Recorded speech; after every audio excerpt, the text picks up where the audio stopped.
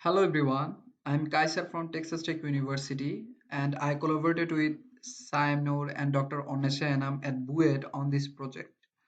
The title of our work is displayed here. Before diving into the poster presentation, I would like to draw your attention by telling our primary goal, the challenges we faced and how did we overcome the challenges. Our primary goal is to introduce new passive data sources for travel behavior research.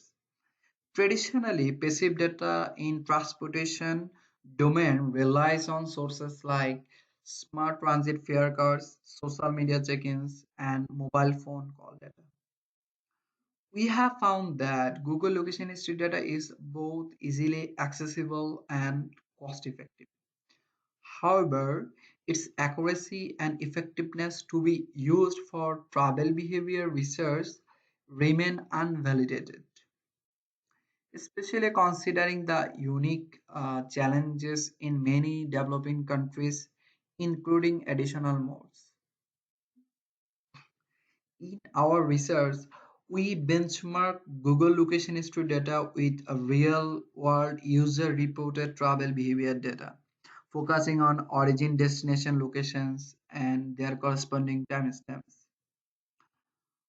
One key finding was that Google location history struggles to classify non-motorized vehicles and certain types of vehicles such as tempos, rickshaws, e-rickshaws, which are significant in developing countries like Bangladesh.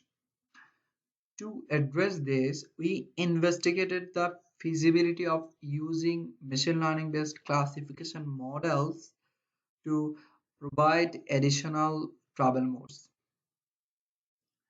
Additionally, Google location history has a difficulty identifying multimodal trips. For instance, if a person walks to a bus station and then boards a bus, Google location history may classify this as a single trip. But you know that there is two trip involved, like right? One is walking and the other one is bus. To handle this kind of multimodal trip, we provided an algorithm based on velocity profile that split the multimodal trip. Now let's understand what is Google location history.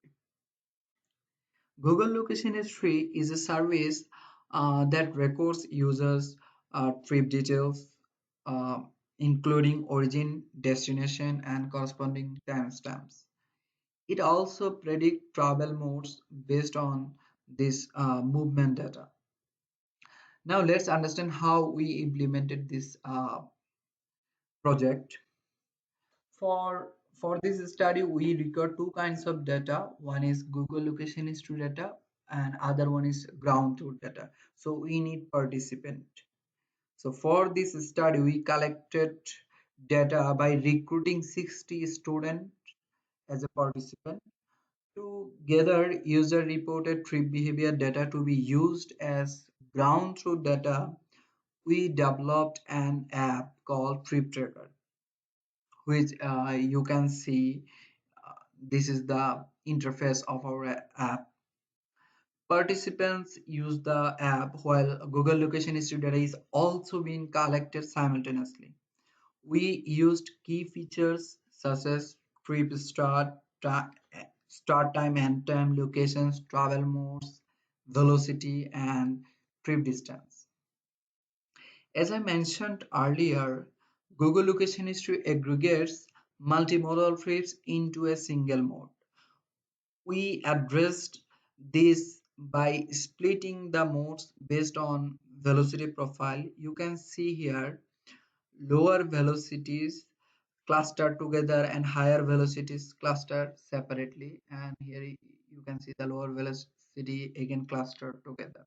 So this one mode predicted by Google is separated by three modes through our algorithm.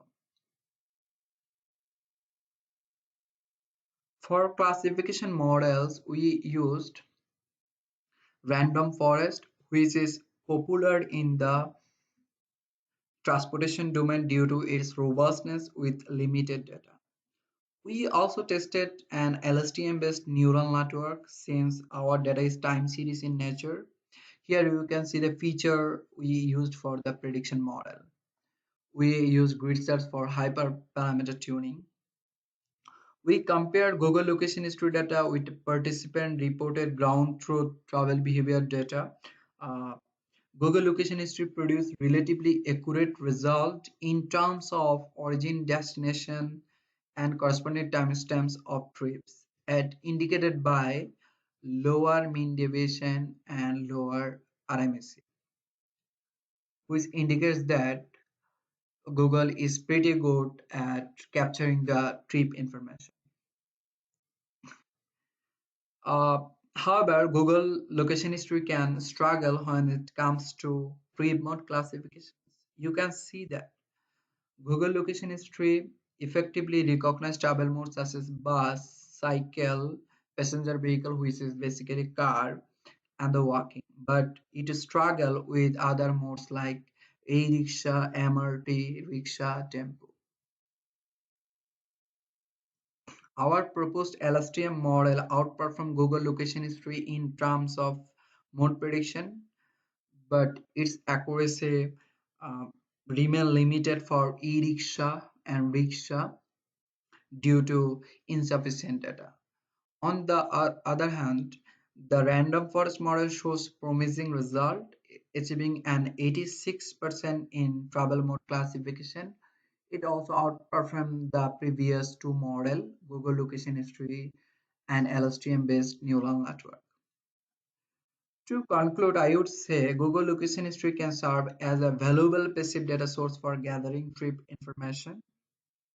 However, custom models are necessary in developing countries to accurately identify travel modes.